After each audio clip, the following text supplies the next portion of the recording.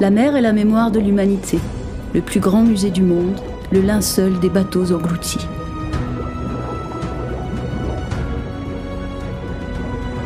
Cependant, chaque navire devenu épave n'a pas la même chance de témoigner de son existence.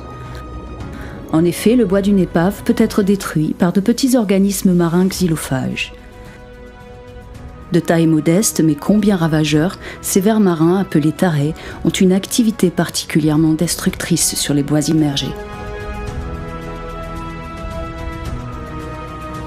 Lorsque l'épave d'un navire repose au fond des eaux, une course de vitesse s'engage entre les xylophages et les courants marins qui déposent un linceul d'alluvions protectrices sur la coque. Si la cargaison du navire est constituée de matériaux imputrescibles et pondéreux, terre cuite, métal, matériaux de construction, l'épave s'enfonce plus rapidement dans les sédiments meubles et est ainsi protégée contre ces redoutables prédateurs. L'épave Port-Vendre 1 était remarquablement conservée, car les amphores qu'elle transportait ont lesté la coque sur le fond et l'ont protégée. Connue depuis 1929, l'épave est finalement explorée en 1963 par les pionniers de l'archéologie sous-marine.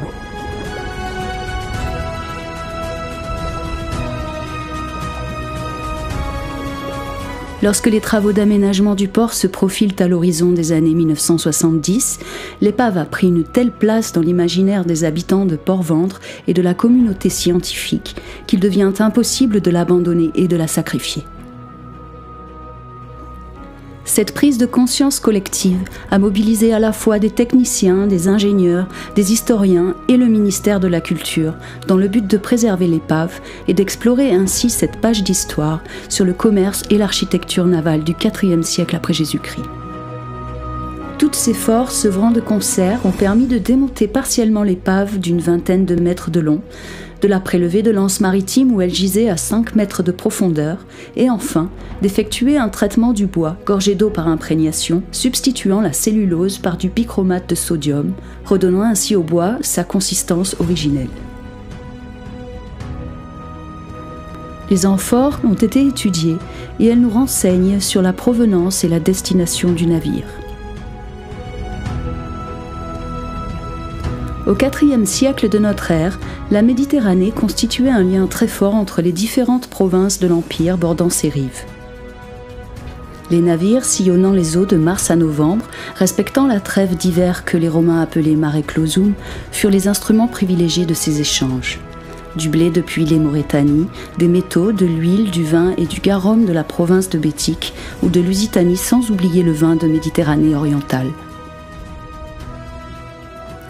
Le navire Port-Vendre 1, grâce à sa cargaison, nous permet d'imaginer son trajet depuis l'embouchure du Guadalquivir ou d'un port situé à proximité comme Cadix.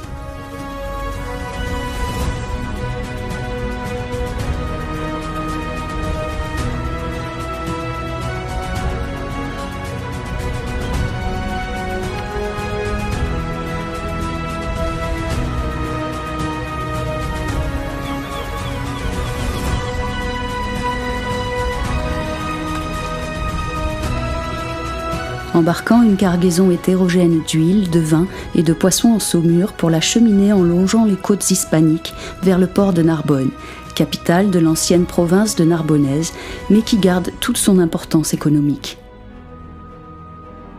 Au cours de la fouille sous-marine, les archéologues ont noté et dessiné le mode de rangement des amphores dans la cale, où de nombreuses épontilles, reliées par des planches, constituaient des compartiments calant la cargaison, évitant ainsi les méfaits du roulis et du tangage.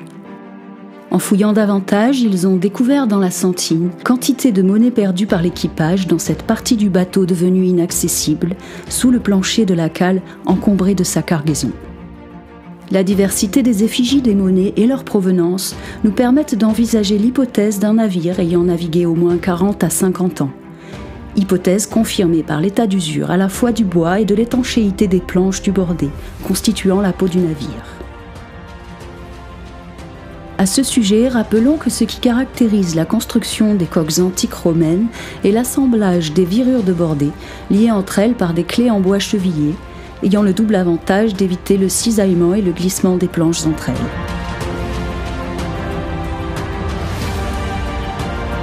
De nos jours, les planches appelées aussi virures de bordée sont clouées sur la membrure ou squelette. Si le bateau avait pu poursuivre sa route, Narbonne aurait été vraisemblablement son port de destination. Au début des années 2000, une équipe de chercheurs a découvert le grand port oublié de Narbonne. Ils ont mis au jour un chenal reliant la ville à la lagune de Bages. En l'état actuel des recherches, on peut penser que les navires au fort tirant d'eau, comme celui de Port-Ventre, contenant au moins 1500 à 2000 amphores, soit une centaine de tonnes métriques, accostaient à l'entrée de ce chenal. De là, des allèges ou embarcations de faible tonnage, 100 à 200 amphores environ, acheminaient ensuite les marchandises vers des entrepôts situés plus près de la ville. Parmi toutes les hypothèses du naufrage du navire de lance Gerbal à Port-Ventre, il en est une que nous privilégions, celle qui permet d'imaginer le navire croisant le cap Béart par beau temps. Toutefois, le capitaine, constatant une voie d'eau, essaie tout d'abord de la résorber en utilisant la pompe de cale tout en poursuivant sa route. En effet, les navires romains étaient munis d'une pompe de type à chapelet, constituée de petits disques de bois fixés sur une corde et circulant à l'intérieur de 2 madriers creux remontant jusqu'au pont. L'ensemble est mis en mouvement par une roue dentée actionnée sur le pont par un membre d'équipage. L'eau aspirée du fond de la sentine arrive alors dans un bac placé sur le pont, d'où des tuyaux de plomb l'évacuent à l'extérieur. Constatant ensuite que la voie d'eau était plus importante et qu'il ne pouvait pas la résorber au moyen de la pompe, le capitaine essaie alors de gagner un abri naturel, bien connu des marins romains dans l'actuelle anse Gerbal. Afin de colmater l'orifice, il utilise une voile ou prélat disposée à l'extérieur de la coque.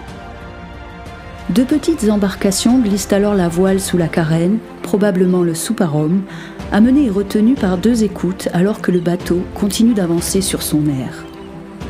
La voile est appliquée fermement sur la coque au moyen d'écoutes bordées et la zone d'infiltration est ainsi colmatée.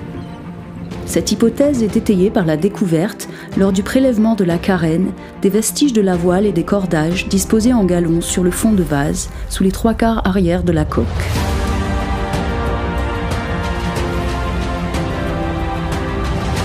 Imaginons ensuite un virement de bord après avoir dépassé les 2 écueils à l'entrée de la passe et un accostage dans l'anse à proximité de l'actuelle halle aux poissons.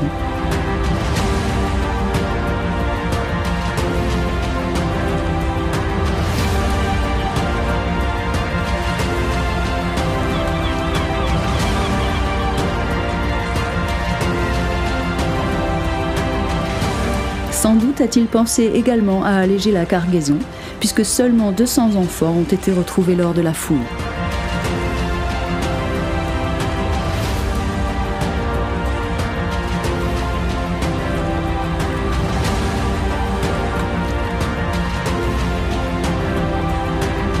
La suite peut être aisément imaginée. Le bateau, lesté par l'eau d'infiltration et son reste de chargement, ne tarde pas à rejoindre le fond de la mer, figeant ainsi cet épisode du commerce maritime romain et ses péripéties pour les 1500 ans à venir.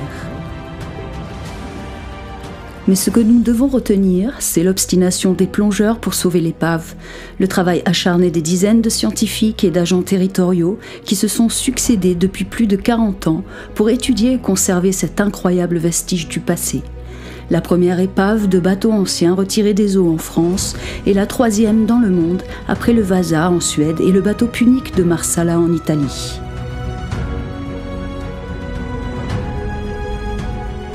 À cet objet exceptionnel du patrimoine maritime, dont les 350 pièces de bois conservées ont été restaurées, il faut ajouter de nombreux vestiges de la cargaison, du mobilier de bord et de l'accastillage.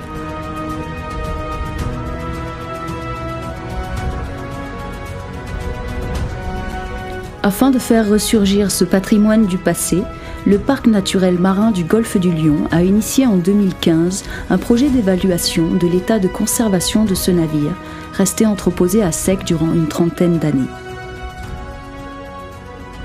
Un exceptionnel partenariat s'est noué entre le parc, la mairie de Port-Ventre, le conseil départemental des Pyrénées-Orientales, Jean-Marie Gassin, spécialiste de l'architecture navale antique, sous la responsabilité conjointe du Drasme et du gestionnaire des collections de Port-Vendre.